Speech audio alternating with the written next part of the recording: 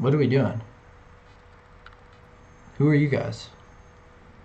That's Just kidding. So, great start. We're talking film and talking crap and filming this and fucking that. So grab a seat and grab a snack with your best friends Trey Sterling and Matt, the film fucks. I mean, where do we We'll be begin looking on at this one? nipples. Take your shirt off. It just says, "Don't let Matt seduce you again." A little tattoo. I can't start this. I'm sorry. I can't. Okay. I Let's give our reviews at the beginning, Okay, that's a good point. Yeah, and then talk all the bullshit and in then later. or Well, you know what I mean. Like we can go get into not the in chronological minutia. order. Yeah, we can get into the minutia later. I'll say this. I didn't know anything about this movie, literally. So I saw the little images on the art where he had like tattoos, and I didn't know. I didn't know if this was a crime movie or what. I didn't know what I was watching. So Yeah. I liked. I really liked it. It kept me super engaged because me and Christy watched it, and we didn't say a word to each other essentially the entire movie because we were both locked into it. Usually we'll make little jokes or comments, but we were just into it. Um, but I think that it was. Let's see, what did I write? Okay, I was gonna say I think the gimmick of the movie of it being there's kind of three things that work really well together, which is if it was just high concept, like here's the concept, there's a guy and he has short-term memory loss, but he's trying to solve his wife's murder. If it was just that all concept, then I don't think it would work very well.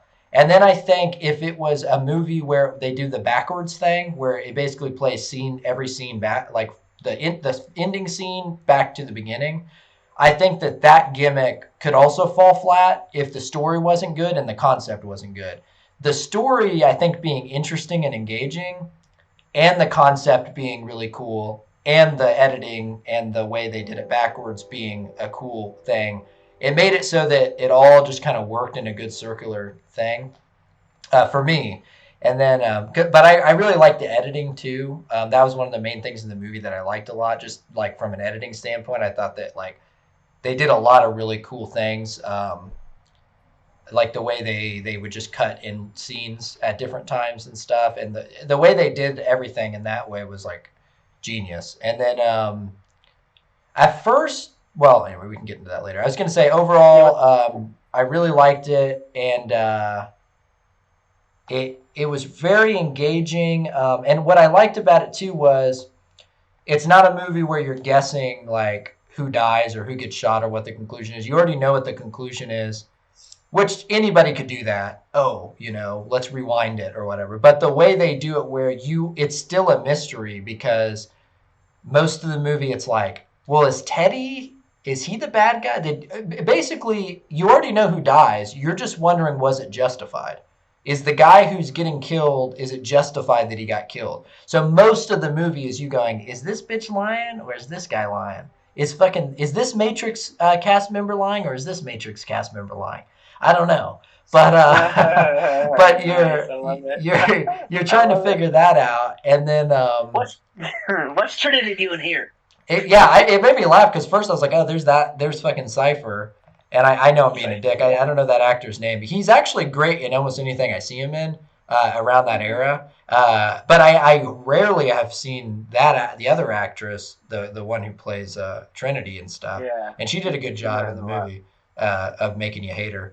So anyway, I was gonna say the mystery continues all the way up to the end of the movie. I didn't suspect any stuff at the end. There was little things I was picking up on of like interesting things where that if I sat and had to write down and make a guess, maybe I could have gotten closer. But in all honesty, I just was caught off guard. I thought at the end when it gets to the end and he kills Jimmy, I thought the thing was going to be that he killed Jimmy and that was the guy, and the rest of the movie was he just forgot that he had already killed the guy. And so it was a little of that, but it was mostly just like, oh, he's been doing this shit for who knows how long, because they never say the day. They never say they never acknowledge time in this movie, so you never know is it 10 years since his wife died or 1 year? And then you just kind of start realizing, oh, at the end of the movie, you realize, oh, he probably does that intentionally, where he never looks at what the date is or something. Anyway, that was a long spiel, but I love the editing. I loved I thought the story was really engaging. So Yeah, I agree. Yeah. Oh, okay, you can go. No, you go. What do you say?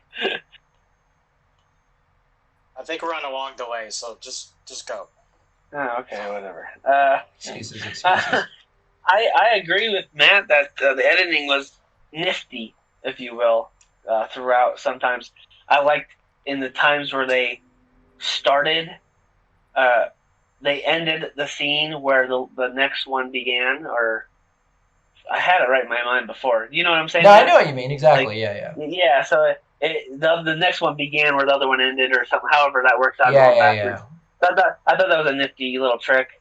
But the one thing I think the biggest takeaway from this whole movie is that, as we did in Taxi Driver, Tenet did that better. If you know what I mean. Yeah. Yeah.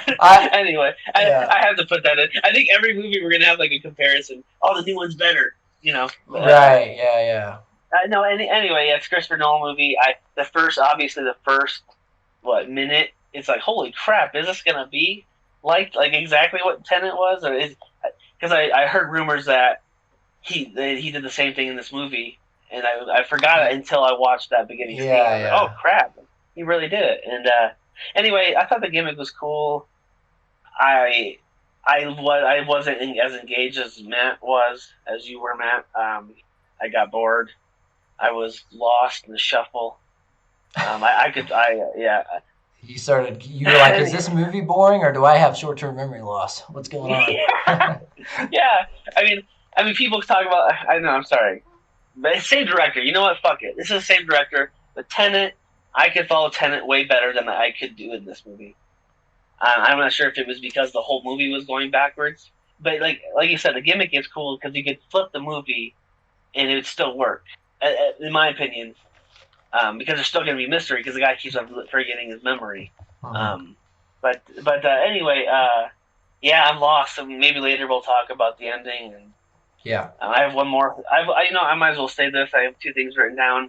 I'm not sure if you want to. If what in the end, near the end, when he's trying to figure out what happened, if I think what happened, there's another movie I immediately thought of.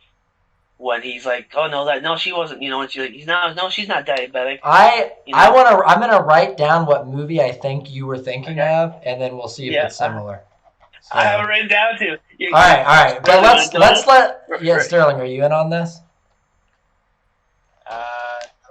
Why don't we? Do you wanna save it? Let Sterling do his thing, and then we'll reveal what we wrote down. Yeah, let's go. Yeah, because it'll be. I think we'll talk about that a little more. Yeah, because then I think we'll get into it. Yeah, I like overall okay movie. Not my least favorite Christopher Nolan movie.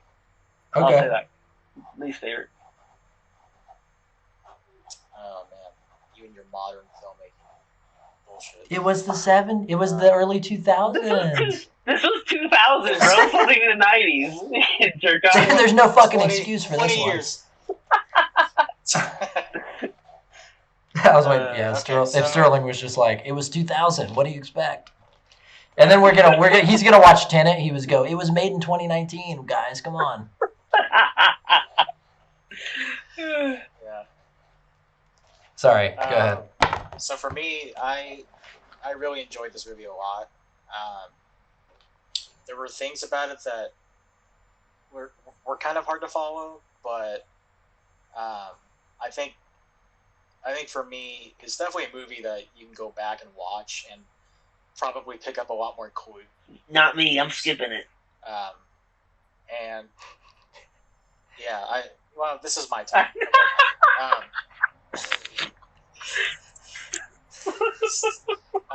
So anyway, one thing I read on IMDb is apparently in the DVD, like in one of the editions, they actually have a disc, like in a 2-disc DVD set, where it's the film in chronological order, so you can watch it in actual chronological order. Oh, that could be That's interesting. pretty cool. Yeah. So I'd be interested in watching that if I ever got access to that. But I think Guy Pearce is really good. He definitely had to carry a lot of the movie. I think Karen Moss is really good. And I can't remember who's the actor who plays Teddy. I'll look it up, but I keep forgetting. But anyway, go ahead. Yeah, he was pretty good. Pretty good as well. He's definitely kind of the comedic relief a lot of times. But yeah, it was.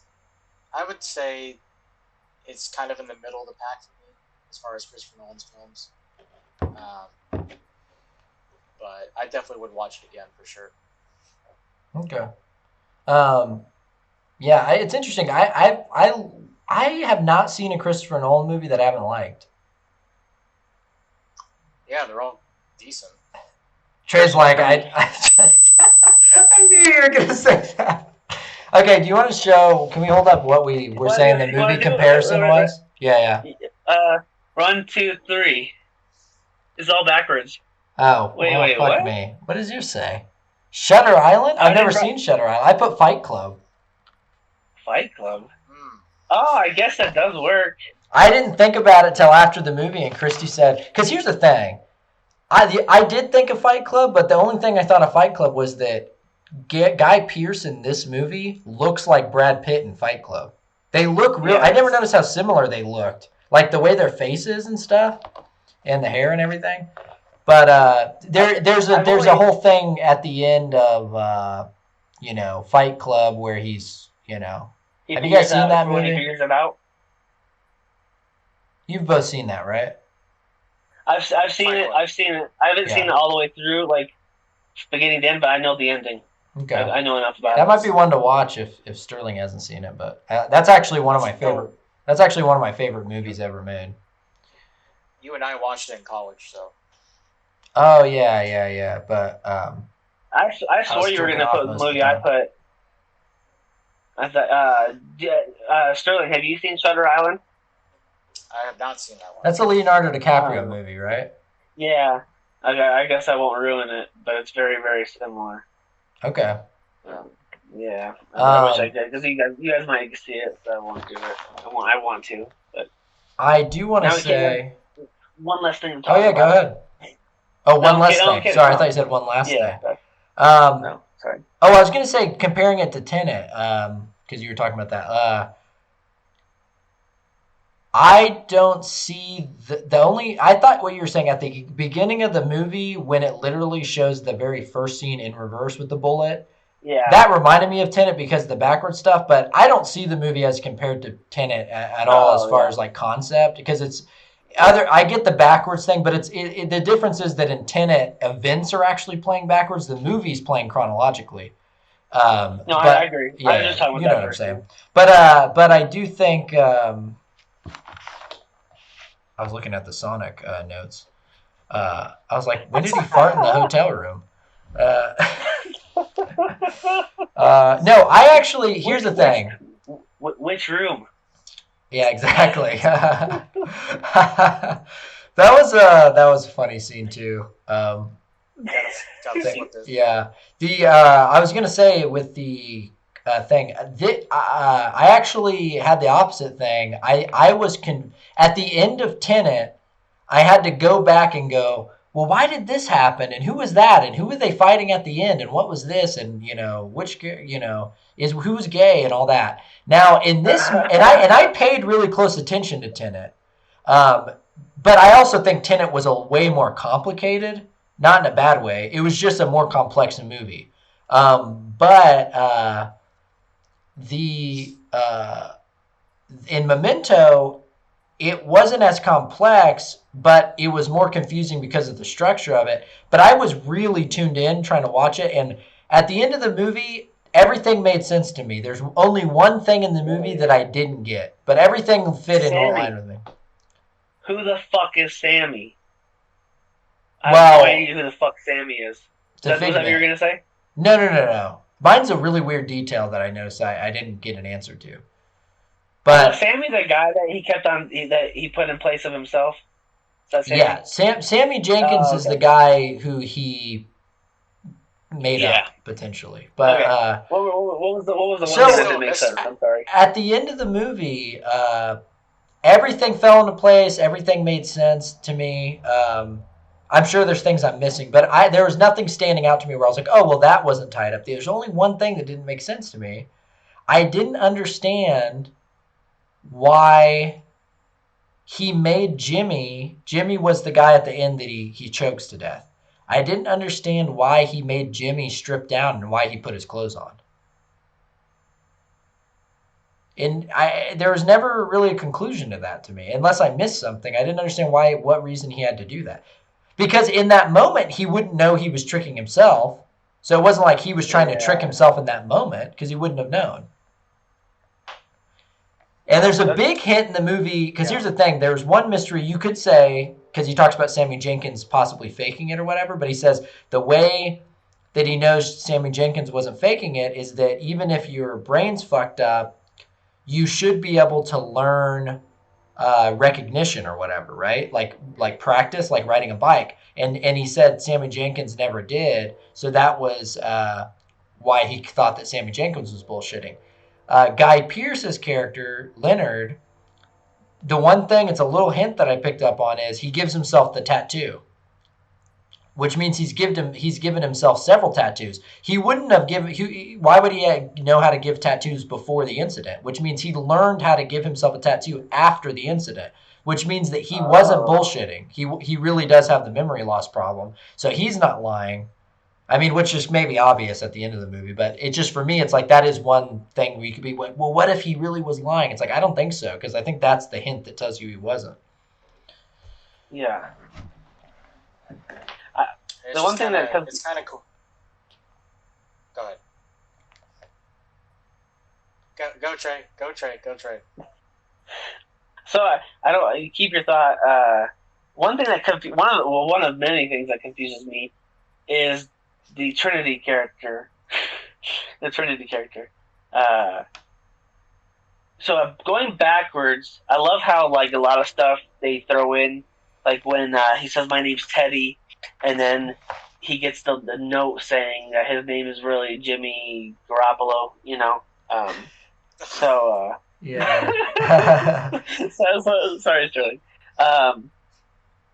I for a second I'm like, oh holy shit, she faked his name. And he was gonna kill the wrong person. And I thought Teddy. She was trying to trick him to kill Teddy. Okay, now throughout there's little things she does. He hits her. She tricks him into thinking it was that one guy that ganks her. Does she know that he killed her boyfriend or husband, and wouldn't she want him dead? I thought about that too, and here's the thing. I think, for all she knows, the cop. Well, that's the thing. She's wearing his clothes, and it's his car. Yeah.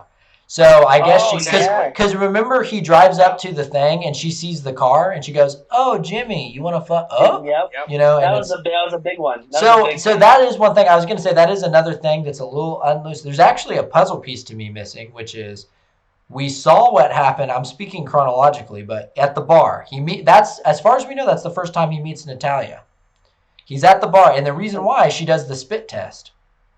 Oh god, that was gross. That was disgusting. I got hard and threw up at the same time.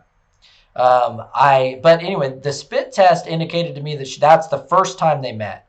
Then the next thing chronologically we know, she's like, "Hey, you can sleep on my couch." Is there some scene we're missing there? Like, it's like we're missing a part of their relationship. Like, there's some conversation or something that they had that we missed. It was weird because she got rolled, like when he left the room after they slept together, and he went to the other room, and she like rolled over and like was missing her ex. But like her acting made it look like she was like sad of her past, but happy for this new guy. And then when he came in, she started rubbing his chest. I was like, but now that in hindsight, it's like really confusing. Like, wouldn't she want to strangle him and kill him? Like I'm like I said, I'm like, what's going on with this character? Wouldn't she want him dead if she knows that this guy has something to do with her husband? Well, I guess she was still using him at that point. Yeah. Well, and if I guess, well, she is pissed when she first. Christy pointed this out when she first sees him at the bar. When he walks in, she's instantly confrontational, which is because he's wearing the clothes. She would have no reason to do that otherwise. So they kind of, it's not like she just doesn't acknowledge that he's wearing the clothes, but it is weird. It's like I feel like we're missing some deleted scene or something where they go over that. Because if she saw the car, and she went into the bar and he went into the bar. So the first time they see each other was when he's in the other guy's car in his clothes. So that's why she's so angry. I'm just adding to the car. Yeah. But, no, I think you're right. Hard to follow. It's really hard to follow. Yeah, I think that the only thing is if you were if you were forced to try to explain that, I think it would be because I think it could have been explained in just one missing scene. So it almost feels like maybe there's a deleted scene or something cut because it's not that it's hard to explain what happened there. It's just that they didn't. Like, I want to know. Here's the thing I would think is that if she has even one conversation with the guy about Jimmy, she'll realize that even if he did kill Jimmy, he's basically was brainwashed to do it by Teddy. So, hello?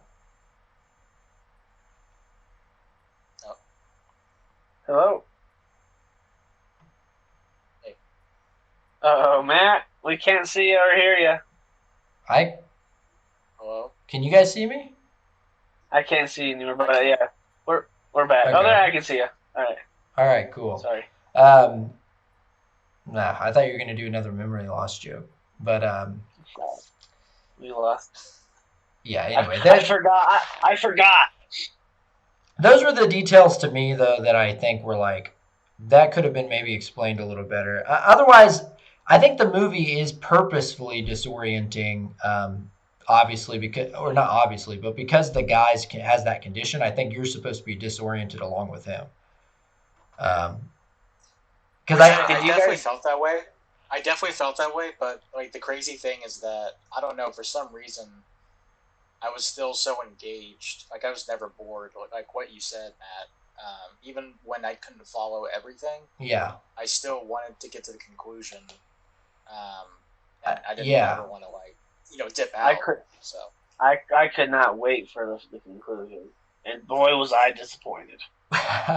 Well, we should talk about that. What did you think of the real conclusion of him continuing to trick himself, basically, because he has, would you have rather it been like Teddy was the killer or something? I went back because when I came on, I thought it was going to be a good idea to see you guys watch me watch the last 2-3 minutes. And then I looked away at you guys, and I looked back, and I heard the tire screeched. So I went back and watched the last minute, and I'm more confused than if I would have just known he screeched the car and then looked at a sign, because he's talking about reflecting about his wife, and I have to look at my reflection in the mirror, and then he stops and looks at the tattoo parlor. I have no idea what the fuck that meant. Can you guys fill me in while you talk about your thoughts about the ending? Well, I am lost. I'll just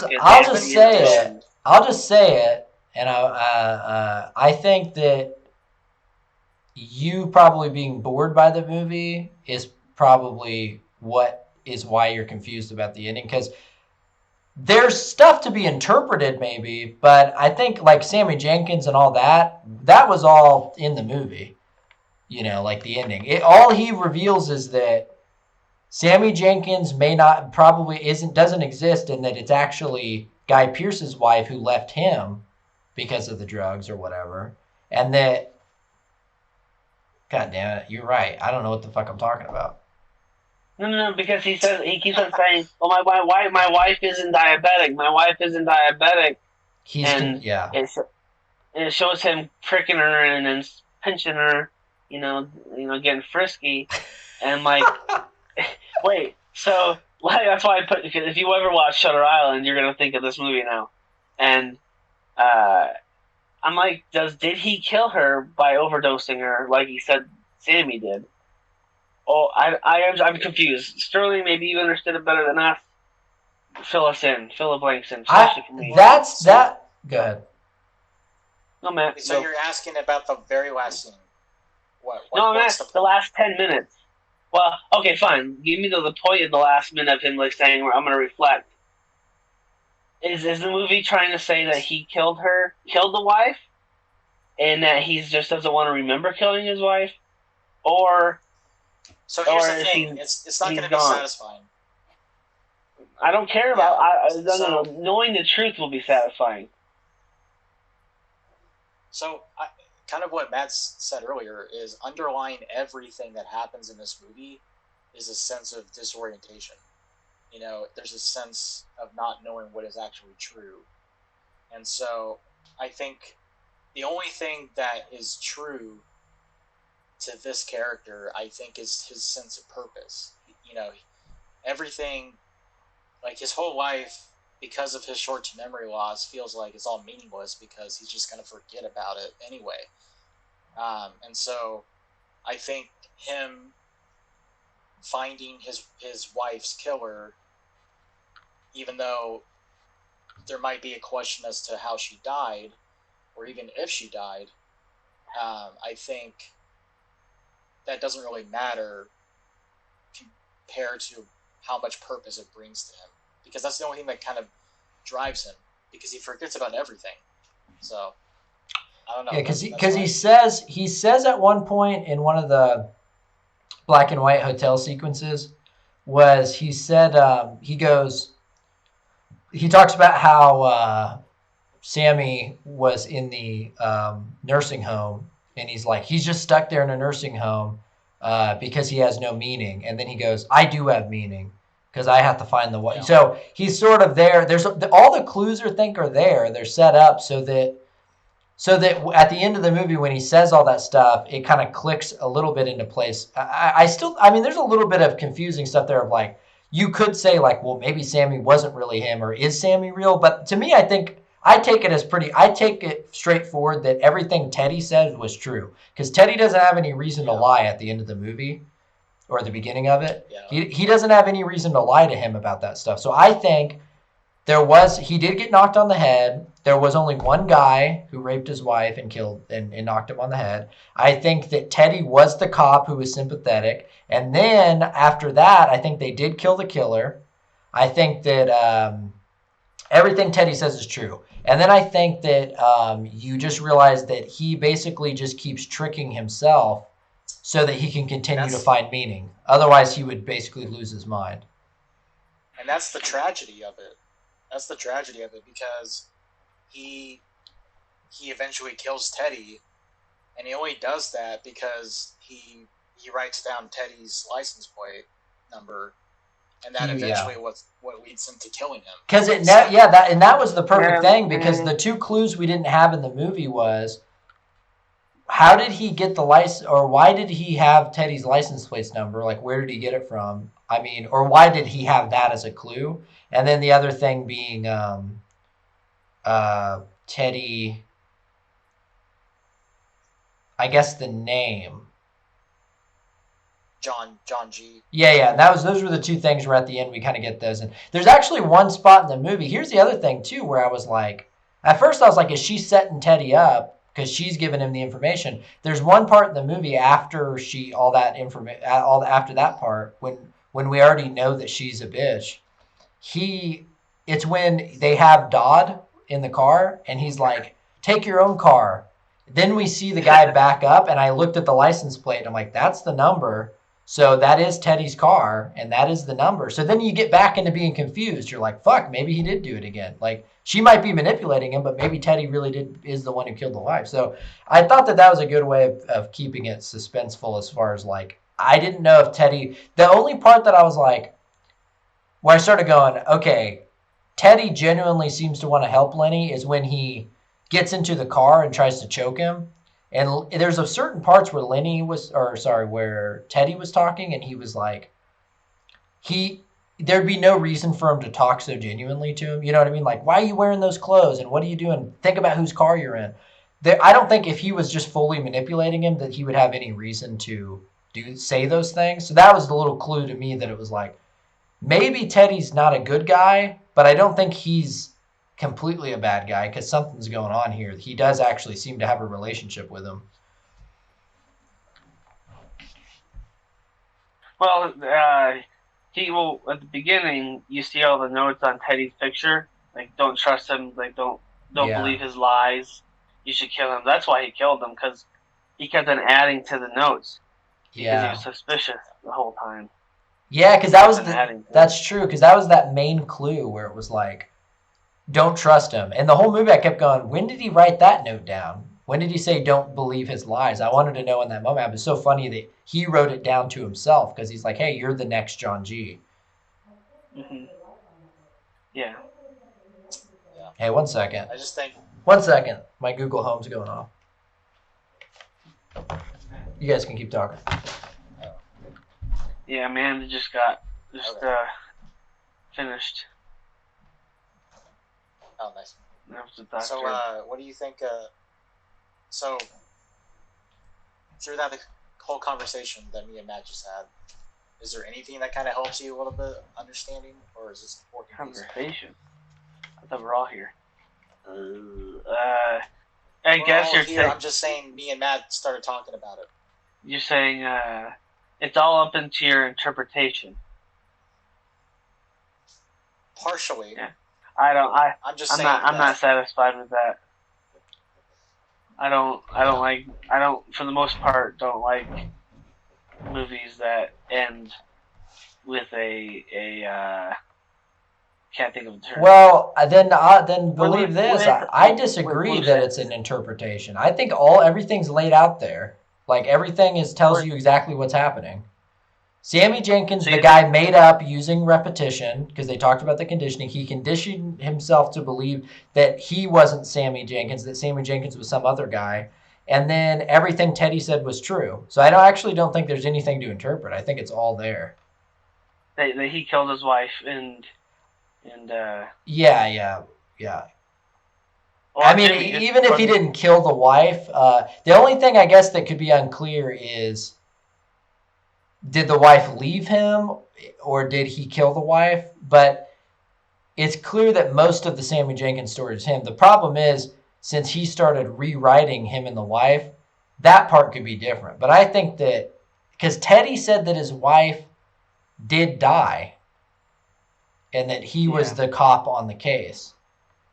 Yeah. Huh.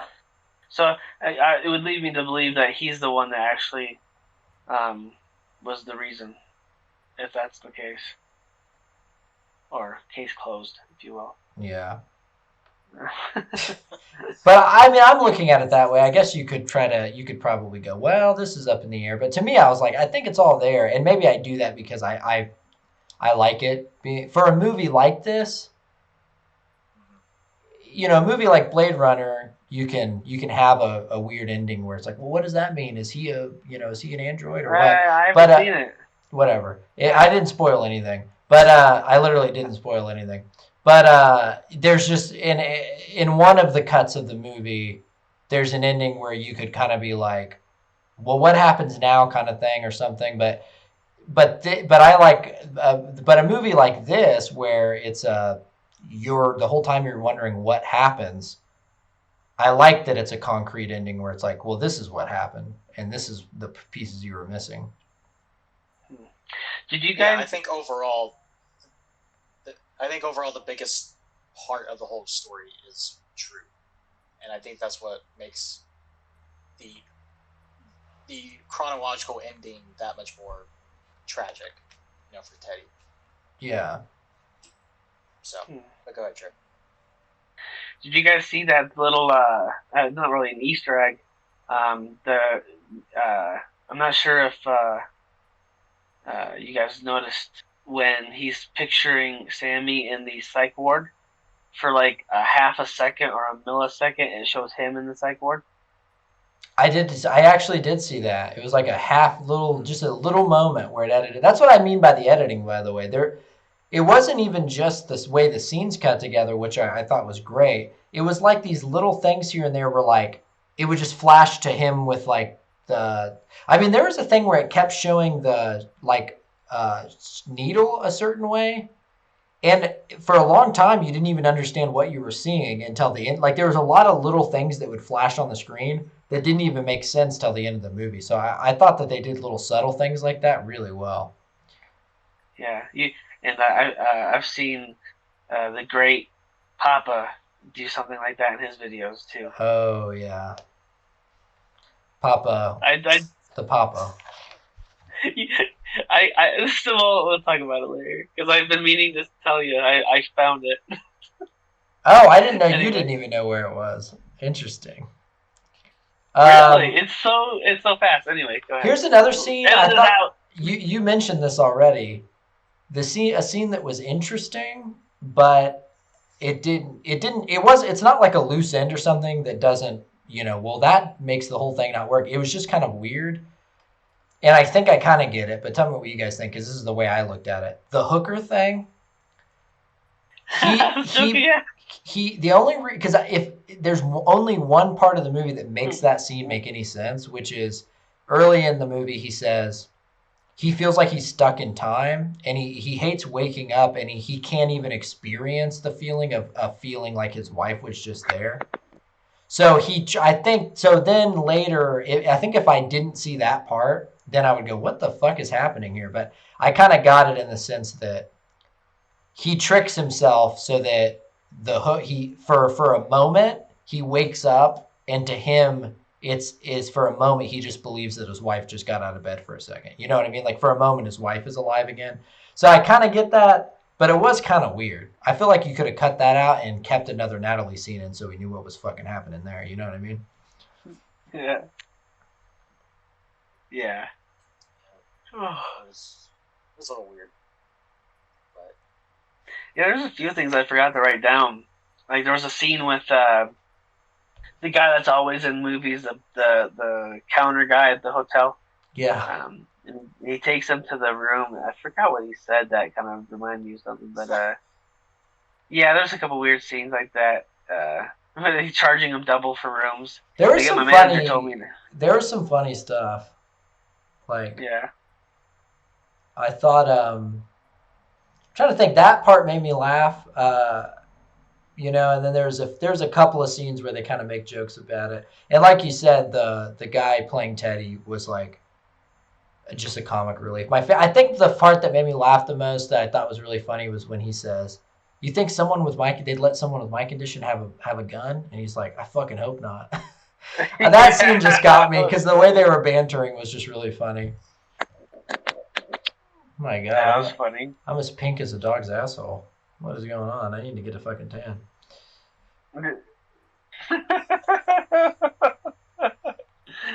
Oh my gosh. Yeah. I feel like I didn't write a lot of notes down on this movie because I was really into it when I watched it, and then I wrote a couple notes after it ended and been like, oh, I want to remember that.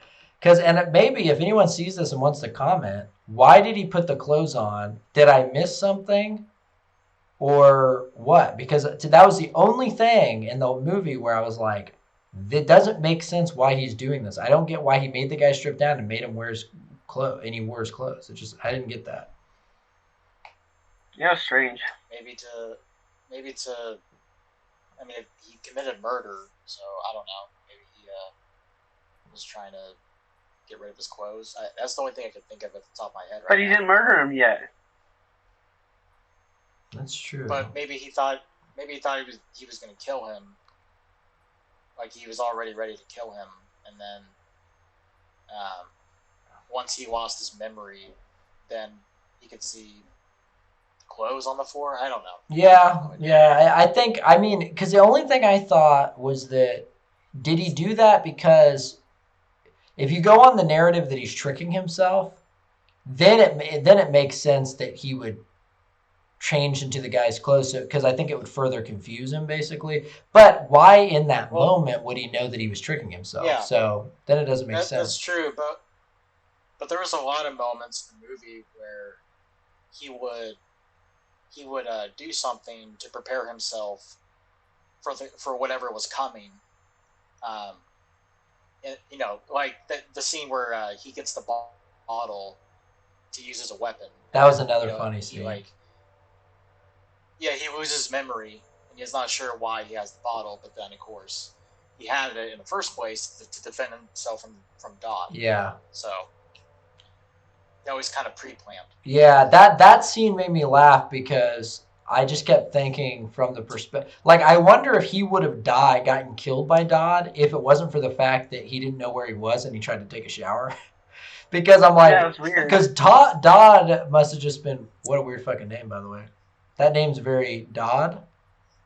But anyway, he goes into the bathroom and how did he hear in the shower when he walked in? Yeah, well, no, I think he did. I think he was walking toward the glass. He was like, who the fuck is in, like, but I think it probably confused the shit out of him, which is why Guy Pearce, his, sexy white ass, like, just pops out and kicks the door open. Because otherwise, maybe he would have hit him with the bottle. I don't know. But I did think that was like a funny, it wasn't, I don't know if it was meant to be funny and it didn't play funny, but it just made me laugh when I thought about, like, the comedy of this, where he wakes up in a bathroom and he's like, maybe I was about to shower, and he just hops in the shower of the apartment also, remember when he goes to the wrong door and just kicks that guy and knocks him out, that he just goes to the next room? That was great. He's like, fuck, I got the wrong one, and then he leaves. That was just a funny, unnecessary thing where he just kicks a guy's fucking head in. He's all knocked out. Oh, sorry. Shit. He closes it. That was funny.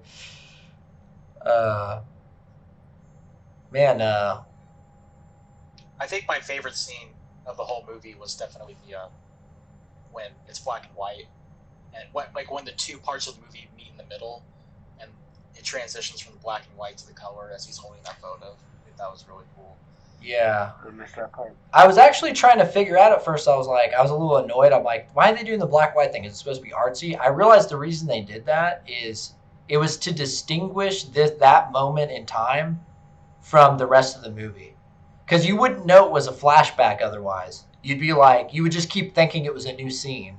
So I realized the reason they do the black and white was just to make sure you knew that this is a callback that we're going to. It's not the previous scene. So a callback, and it's in chronological order. Yeah. As opposed to so who the hell is he talking to on the phone in the black and white? Is he talking to Teddy?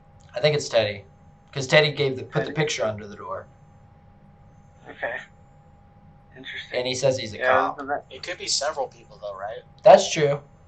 Because Teddy said that he was talking to, like, a bad cop or something. If I remember correctly.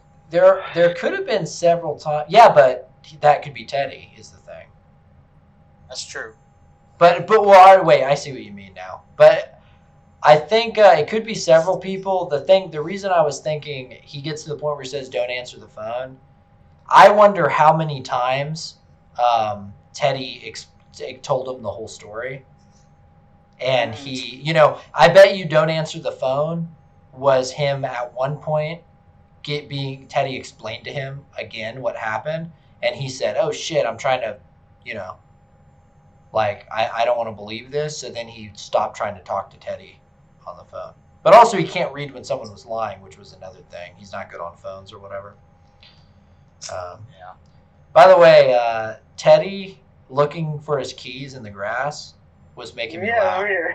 And I was thinking, I thought it'd be funny to make my own cut of the movie. And it's just called, it'd just be Memento, except Teddy keeps looking for his keys. And it's the whole movie exactly the same, except in every scene, Teddy's looking for his keys still. So you just, if you on repeat? Yeah. I would just edit it so that every scene, like, in the background, Teddy's just like, where the fuck did you throw in the him? background? Something, I don't know, some weird edit. He threw him? I didn't even notice it. It was making you antsy, is that what you said? it was making me laugh. It was because it was just funny because it was the most serious part of the film, and Lenny's like, maybe I want to forget, maybe it gives me drive or whatever. He's saying all that shit, and then it kept cutting back, and Teddy's just like, you know, and he did it like a real person who's looking for their keys. He's like, where the fuck is It's it? like, help me look for my keys. Yeah. It made me laugh. Did they show Lenny throw him? Did Lenny really throw him? Yeah, he threw him. He walked out of the building and just fucking threw him like an asshole. Yeah. God, I'm fucking lost. Yeah. I'm waiting for Sterling to watch Tenet so he can watch Tenet and I can be the one who's fucking confused. No, I'm not. I actually wasn't confused. I kind of knew what was happening. I know the overall thing. There was only a couple. There was kind of like the clothes thing. In Tenet, there's a couple of things like the clothes thing where I'm like, why? What's going on here? Or why did that happen? So I can't wait to talk about. When does that come out? So we can review it. Did you watch my video? The Hefe Blanco one? Yeah. Yeah. And I have the steelbook. When did you show the steelbook? Of Tenet. So you haven't seen it? It's my last. I video watched it. I posted. literally watched it right before I went to bed 2 nights ago. And then when the camera flips forward and it shows my reflection on a steelbook. I guess I didn't even think about the fact. And then the Bible was underneath it. I'm gonna have to watch it again. Yeah, watch it again. It's the steelbook. And I told Sterling, I'm like, I was joking like about watching Tenet, but we should though. I can give him the download or whatever for the so he doesn't have to pay for it or rent it. Yeah, that's it. Yeah, we definitely need to watch that one. Yeah, I think we should because there's a lot of discussion I think to be had for it.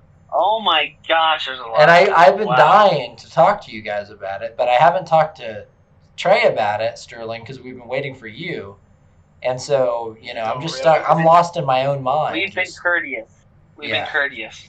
And Christy needs to be on it too. And she needs to be on a lot. She had a lot of good points, yeah. Well, she was actually, wait. Let's wrap up our conclusions so that before we talk about too much. Edit that out. Yeah. Edit all that out. And edit this in. Hinga. Woo! So.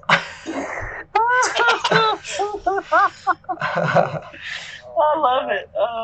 So anyway, I'll say kind of what I said before. We kind of said it at the beginning, but I think that do we even really need to do a conclusion since we already said? If you guys have some final notes, you can say it. I think I already said what I had to say about it. The editing was great. I was engaged the whole time. I mean, my least favorite Christopher Nolan. I don't have to look up his IMDb to see if there's anything else in this, but disappointed. Not horrible. Like I said, the editing was kind of cool. Back then, if I was my age now, if it was back in 2000 and I watched that when I was like 19, 20, 10 years ago, it may have been cool, but it's outdated. It was the 2000, and yeah. Modern age, baby, rules. Fuck classics. No, it was okay. Yeah, I was really disappointed with the ending. It was hard to follow for me. I got bored. Okay. Well, maybe just watch it again and then come back with a. Nobody cares what you think. Come back with the true opinion and consider the. Shut your mouth and do your job. All right, here's my job. 8.5 out of 10. Hand job. There you go. Okay, 8.5 out of 10. There you go, folks. That's really high for this movie. I know we don't do. No, I would say it too. I would say that it's 5.5. hard. It's hard because I like Christopher Nolan movies so much, but of the movies I've seen, I've only seen like 5 movies. Right? I've seen Tenet, Interstellar, the 3 Batman movies, Inception. 5 right there. 6. And I don't remember Inception very well though, because I saw it when I was 14, and I have seen the one with the magicians, The Prestige, but I haven't seen that in a long time. So we might have to do a double feature. We might have to do a double feature and review both of those or something. The 2 that Matt didn't, 2 that Matt forgot. But no, but the ones I remember well, which I think are like 5, because if I take Inception and the other one out, I would say I loved Interstellar a lot. That's like was my favorite. Yes. I do love Dark Knight, so that's really good. Dark Knight's top three to me. Out of the Christopher Nolan movies, I might put Memento in third place, like top three of the five. I liked it a lot. I'm glad you liked it. Say how you really feel. You hate it. I feel like we're gonna get another slow. we're gonna get another Hefe Blanca video, and it's gonna be a call out. It's gonna be a call out, and it's gonna show you at the end, and the camera turns around, and it's the Memento DVD case, and there's just a pile of shit on it. Okay, the ads ruined. The ads ruined it for you, though, right, Trey? Did they ruin it for you? I gotta. Oh, I'll tell you this. I had a feeling with the Memento. I had a feeling that. Sorry. Mentos fresh, but I actually just rented it because I saw that I kind of looked. You know when you open it up on that IMDb thing, and it kind of shows you where the ads are, and I kind of looked at it and I was like, I don't know how long these ads are. But I have a feeling for this type of movie, I do not want ads, and I just went and rented it on YouTube. Bro, the first one was 110 seconds. Are you serious?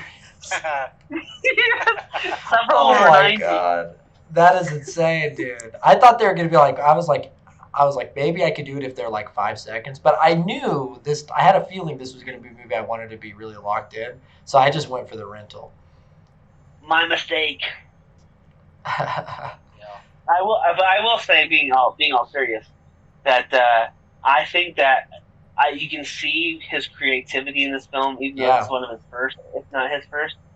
That why he's so good, and why I can see why I appreciate him so much today. Because I think Inception, Interstellar, and Tenet are such masterpieces, and Prestige. I love Prestige, and obviously The Dark Knight. R.I.P. the Joker. No, this is supposed to be so jokey. Honestly, Heath Ledger, amazing. Those 5 movies are such masterpieces. Yeah. And can't wait for the sequels of Inception and Tenet, baby. Yeah, I agree, I'm still a fan of Christopher Nolan, even though I don't like this one. Well, I mean, it's a good point that you made. It's like this kind of was an like this feature. It was really low budget. I can't remember, but I saw the budget and it was like really small. I mean, when you compare it to Tenet, which had 200 million or whatever budget, you're like, holy fuck, this guy is moving on up to the east side. But I think that you're right. It's like we were kind of spoiled by all these other Christopher Nolan masterpieces. So maybe you're right. Maybe if we went back, because I think objectively, you're right. This is probably all those movies are probably higher on the list. Like personally, I liked the movie a lot. I think if I went on a more objective film level, then yeah, I think those other ones would probably go further up. But I think you're right. It's like the fact that this was a start. You know, it's like. We got spoiled by and so maybe it'd be cool if we could have fucking memory loss and watch Memento without seeing any other movie. We'd be like, fuck, this guy's really cool. Or commercials. Yeah. It was ahead of its time too. You know, you say a lot of movies. There's a lot of movies you say that kind of a cliche kind of thing, but thinking about it, it kind of was because of how he's a filmmaker now. It's very similar. He's evolved a little bit, but it was. I'm not sure what the reception was then. But I can see it now how he was so his writing is so in depth, and there's some plot holes here and there in some of his movies, but you can see he was way ahead in how to form a story, a complicated, complex story, and unconventional. He did that's that's the word. Yeah, for that time especially unconventional. He did very well. I'll give him that for that movie. Yeah, I think there's a couple of his movies that are pretty linear. You know, the Batman movies and Interstellar are a little more straightforward. There's elements of it. But yeah, I think that's the thing watching this movie too. It made me realize that's really his true talent in writing. Nolan is. And then the combination of the writing and directing, because it kind of takes two pieces of it. But like being able to write really complex stories that aren't put them on screen. and make it work. Like I think Tenet is the apex of that because it seems to me the most complicated story has. Not that in a bad way. It's just that it is the most complex. Whereas having to make everything work, and that's like almost a genius kind of mind to be able to to figure out all these things and how they tie together and when they go. I need to. I have never watched much behind the scenes, but I'd love to see what his writing process is like. Yeah, I would. Man, put Nolan and Cameron in a fucking room for a year. You'll have a $5 billion fucking movie, even in a pandemic. My God, those guys are incredible. Like, I'm sorry to bring Cameron into it, but it's obvious, with technology, how he pushes. James Cameron or Cameron Diaz? Yeah, James. Yeah, James. Good one. Yeah, James. Yeah, James. Yeah. They might never come out of the turf. Or Kirk Cameron. I was gonna say Kirk Cameron, but I couldn't think of his name, so then I switched it and said Cameron Diaz. He might never come out of her. Is that what you said? But yeah, you got a script done while you're in there, right? She comes out pregnant. Oh, dude. What if Kirk Cameron and Christopher Nolan direct the next Left Behind movie? You know how badass that would be? That would be really badass. That Christopher Nolan Left Behind. Who the fuck is Kirk Cameron? He's like that guy from was in the Left Behind movies. He was on like an old sitcom, and then he was mostly now known because he became a Christian and he makes like a bunch of like evolution is fake kind of videos. Oh. Anyway, seems like a nice guy. I'd love to sit down and have a beer with him. Top 5 director of all time. Love Christopher Nolan. I was going to say, though, Heath Ledger. Memento. Memento. Even like this movie, it kind of shows like Christopher Nolan he definitely likes either the concept or he just likes manipulating time a lot in his movies. He seems fascinated by the manipulation of time. He's a guy who can pull it off because time travel or even just the concept of time is fucking tricky to pull off, and he does a good job, man. I mean, Tenet is the most original. I mean, time travel's maybe not the right word, and I'm not spoiling anything, but it's just because you can see it in the fucking commercials. But his way of looking at like time travel. I mean, it's the most original. Time. Yeah, time. It's the most original sci-fi way of looking at it that I've seen. And it's like it's so hard to come up with a new concept like that. And like you said, his fascination with time, it probably started with Memento. 20 years later, we get like this masterpiece movie that's based on time. Yeah, he takes the ending of Interstellar, and just fucking puts the bomb of Hiroshima. Oh my god. Man. That's what he does. Because you know what? If you remember the ending of Interstellar, I mean, yeah, I'm with you. I'm with you about Tenet. And oh my gosh, let's not overhype it for Sterling because he's gonna come shit on us. God damn it! I'm gonna hate it. I'm gonna hate the movie. Let me tell you this though. I swear to God, I will drive to LA and give you a beat down. I thought you were gonna say BJ. I'm so pissed. You know what my review is gonna be, Trey? It's gonna be, Trey. This is my Memento. This is my Memento. That's gonna be my review of Tenet. Like 8.5. I'll take an 8.5 or 10 from you. No. I'm gonna watch. I'm gonna watch Tenet. I'm even a 5.5. I will watch Tenet again whenever you watch it, Sterling. Whenever we do that review, because I do want to watch it again, and watch it and really like don't put ads on this one. Watch it because mostly because there's a lot of things. It's not that I have things that didn't make sense to me. Like it's not like this where I'm like I don't get that. That's a loophole. Why did he wear the guy's clothes? But in Tenet, it was more like I want to talk to you guys because I feel like you could probably be like, well, this explains that. You know what I mean? Because that's how I felt. There's some parts of the movie where I'm like, I need an explanation here, and I've been dying to ask Trey some stuff, but I'm gonna wait. I'll wait for the review. Yeah. Okay. All right, let's end this video because it's about an hour now. Love you, Christopher Nolan. R.I.P. Heath Ledger. Here we go. Everyone, give a little kiss up to Chris H.